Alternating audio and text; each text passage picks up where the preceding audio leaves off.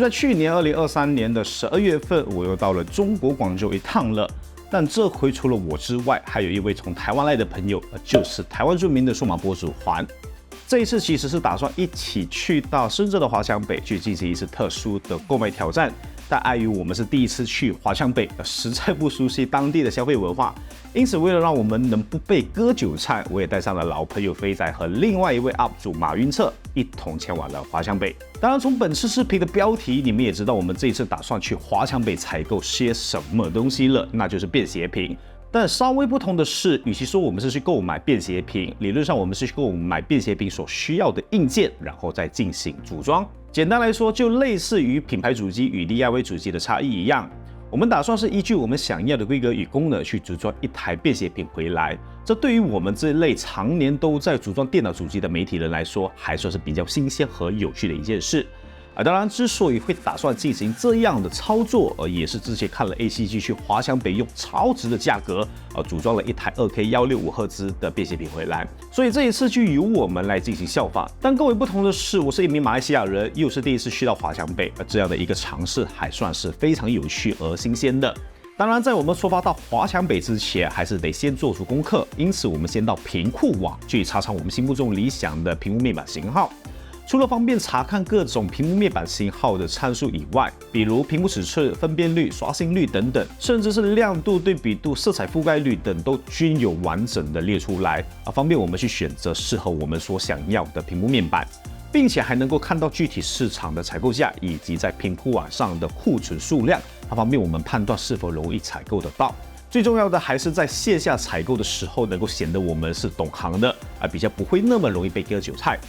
环这次打算组装2套2K 高刷便携屏，因此看中了日前性价比非常高的 BOE 京东方 NE160QD MY3 面板，规格为16英寸2560×1600分辨率，最高刷新率为165赫兹，价格还算不错，而且屏库网上的现货量也都十分充足，因此想要买到估计也并不是太难的事，只是具体看入手的价格在多少。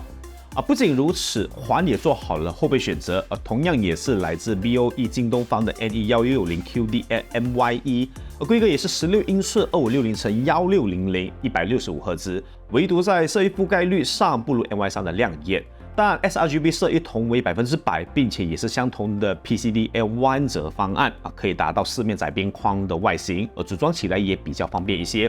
因此，如果真的找不到 MY3，这款 MY1 也算是还能选择的款式。而我呢就比较固执一些，选了一款来自 LG 的 LP160UQ1 SPBE，是一款16英寸3840×2400的超高分辨率60赫兹面板。虽然并没有165赫兹的高刷新率，但我更看重的是它超强的色域覆盖性能以及 HDR600的功能。对于我用来适配 MacBook Pro 来说，算是比较理想的款式。只是这一款面板有一个非常大的致命伤，那就是现货量十分的少，并且价格普遍也偏高一些。想要搞到，并且价格还得不错，这个难度就比起环选择的那2款面板来的高不少了。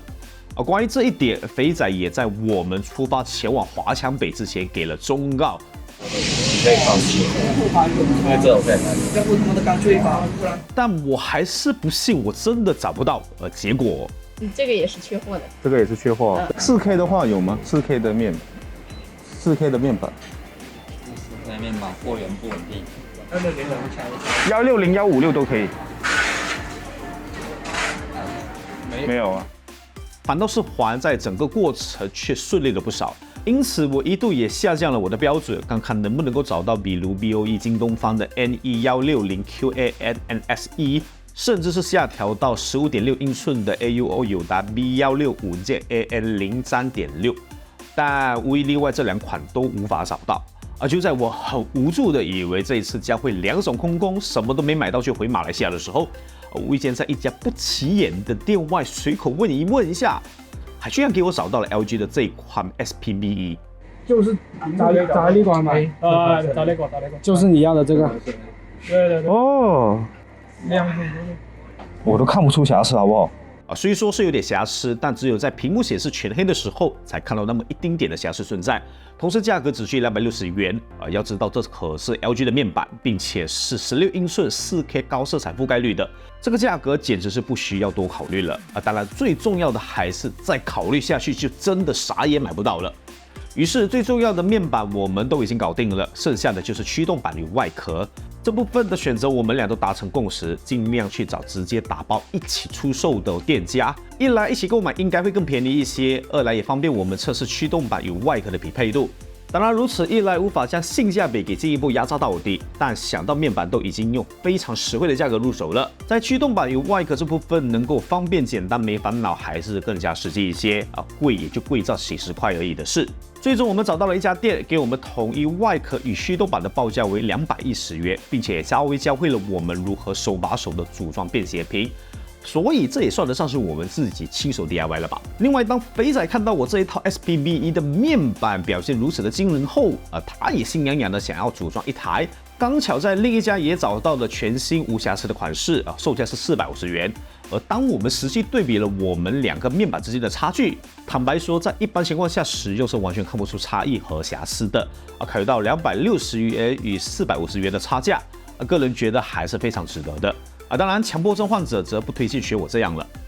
最终的成品在接上我的 MacBook Pro 16后，坦白说格外的契合和匹配。要知道 MacBook Pro 16的屏幕可是 Mini LED， 各方面表现可以说是吊打的存在，能够一起面对面使用，且丝毫不觉得特别违和与不适。这款 LG 的面板表现确实非常的亮眼。综合我们实际购买到整套便携屏的价格，还的两套分别是540和560元，而我的这一套则是470元。虽然没有之前 HG 视频里的价格那么吸引人，但我们还是觉得已经非常便宜了。至于对比市面上的现成方案，除了我们自己 DIY 组装无法享用完整的保修以外，各方面的使用体验其实也和现成方案没有太大差异。并且由于是我们自己挑选我们想要的面板型号，在面板性能表现上也比起普遍的现成方案好不少。市面上的现成方案普遍都比我们的整体入手价高出50%到70%以上，而且屏幕面板型号一般也是未知的型号，所以对于一些能够和愿意折腾的玩家来说，我个人是觉得还算是非常值得的。当然前提是你得到华强北一趟，同时还得花时间去各家美户打听你想要的面板以及入手价格，再来还得花时间去做功课，了解面板型号的选择和特性。比起新手小白只需要在购物平台上轻轻点一下下单，直接在家里等待货物送到门口就行了来说，哪个方式比较值得就看你们的个人选择了。总的来说，这一次总算不是白来的，不枉费我大老远从马来西亚前往华强北。不过，与其说这一次的便携屏组装非常的值得，我觉得更多的收获是了解了有关屏幕的相关知识，以及华强北的线下消费文化。因此，这一趟旅程还算是收获满满的。并且除了这一套便携屏以外，其实我们也各自入手了这一款好东西，只不过碍于篇幅的问题，下次若有机会会再和各位细说这一款特别好物。这一次很开心的和环一同到深圳华强北感受一下当地捡垃圾不是采购文化，同时也要特别感谢肥仔和马云社的帮忙，让我们这一次的采购旅程可以如此的顺利。喜欢这期影片的朋友也不妨点个赞，而新来的观众如果能够点击旁边的小铃铛那就更好了，同时也别忘了订阅另外3位博主。那今天的节目就到此为止了，感谢各位的收看和支持，我们下期影片再见。